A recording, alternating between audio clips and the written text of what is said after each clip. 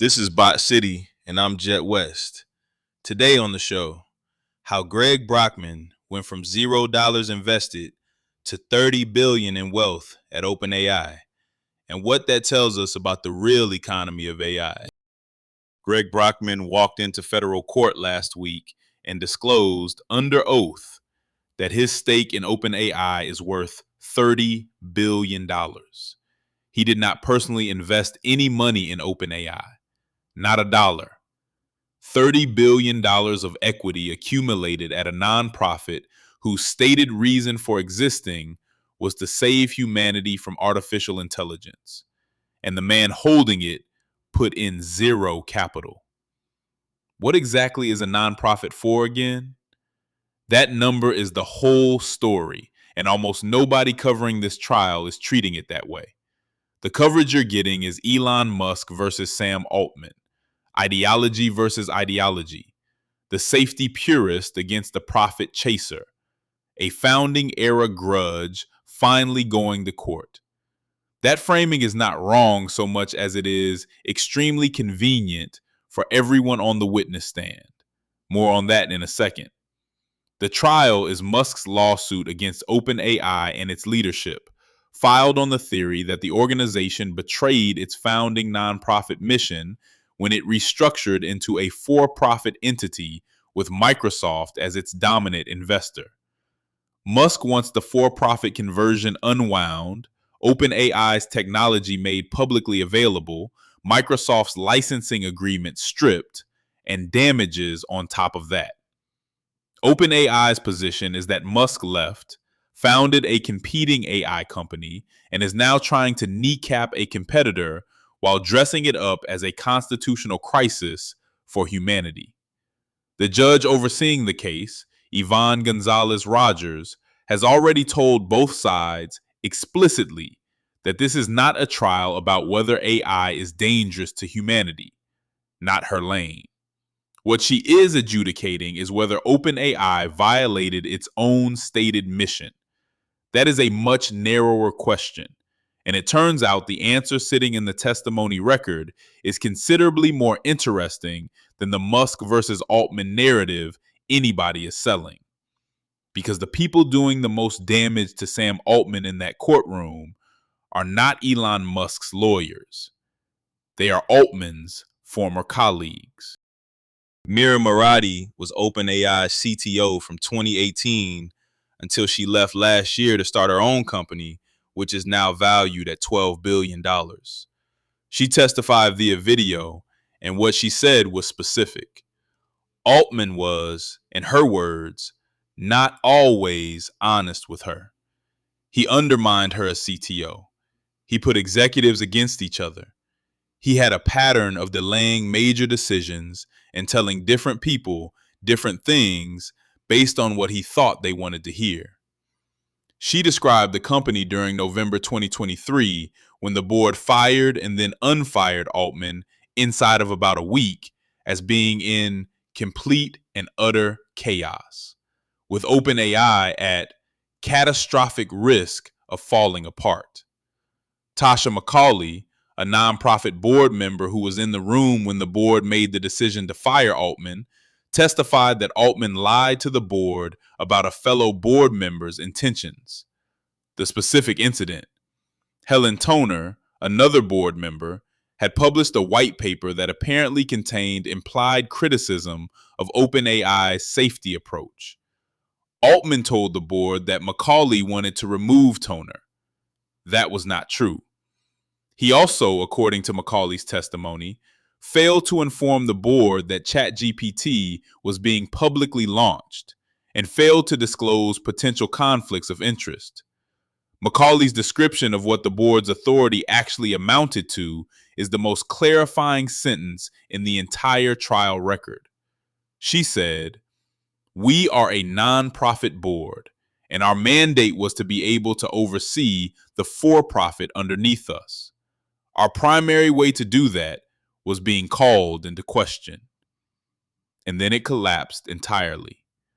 Because within days of the board firing Altman, hundreds of OpenAI employees signed a petition demanding his return. Ilya Sutskever, the chief scientist who had complained to the board about Altman's management, signed it. Satya Nadella publicly offered to hire Altman and any staff who wanted to defect.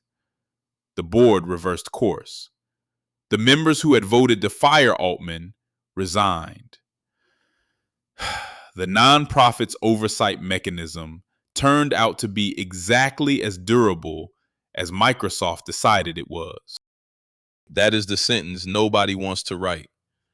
More than $13 billion gives you a different kind of control than a board seat does. The board exercised its formal authority, the investor applied informal pressure, and the informal pressure won. If you are curious what OpenAI's governance structure actually is versus what it says it is, the November 2023 sequence is your answer, and it has been answered already, in court, on the record. Rosie Campbell, who worked on OpenAI's AGI readiness team from 2021 until last year when her team was disbanded, added the other piece. She testified that Microsoft deployed GPT-4 in India through Bing before OpenAI's own deployment safety board evaluated it. That is not a minor procedural gap. That is the investor deploying the nonprofit's technology ahead of the nonprofit's own safety review. And Campbell's testimony made clear what she thought the right standard was. We want to have good safety processes in place we know are being followed reliably.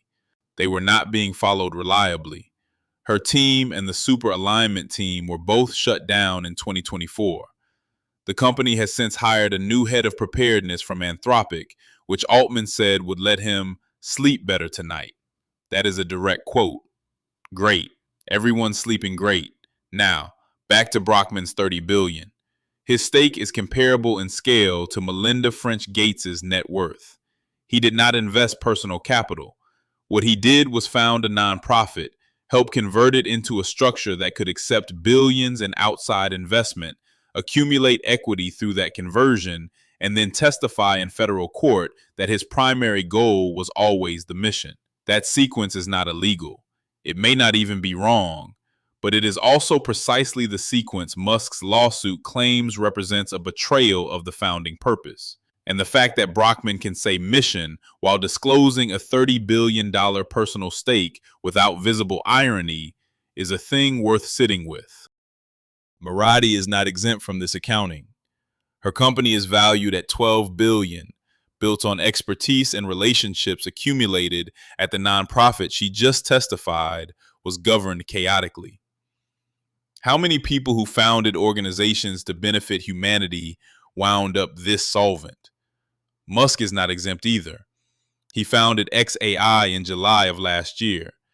It has since merged with SpaceX. The judge noticed this. She pointed out directly in open court that despite Musk's stated concerns about AI risk, he is creating a company in the exact same space. His own expert witness, a UC Berkeley AI researcher who billed $5,000 an hour for testimony, argued that whoever develops AGI first will have a destabilizing structural advantage over everyone else. Musk is trying to develop AGI first. The lawsuit's framing as an AI safety intervention requires you not to notice that. And then there is the text message the judge ruled inadmissible. 2 days before trial, Musk texted Brockman suggesting they settle. Brockman replied that both sides could drop their suits. Musk's response was, "By the end of this week, you and Sam will be the most hated men in America. If you insist, so it will be." OpenAI's lawyers tried to get that into evidence. The judge said no. A lawsuit framed around the public good, sent to trial with a pre-trial threat of reputational destruction, in which the judge has already told both sides that the AI safety framing is out of scope, being litigated by people who collectively accumulated tens of billions of dollars from the entity they're testifying was mismanaged. The ideology is real. The grievances are real. The mission statements are real. The money is also real. And the money has been there the whole time, accumulating quietly inside the nonprofit while everyone argued about humanity's future. Elon Musk did not bring this lawsuit because he is worried about you. Greg Brockman did not build $30 billion in equity because he was worried about you. The nonprofit structure was supposed to ensure someone was. The testimony this week is the record of what happened when that was tested. Thank you for listening to the Bot City podcast. If you like this episode, show us some love with 5 stars and a follow. Keep bussing. Grab news. Thomas.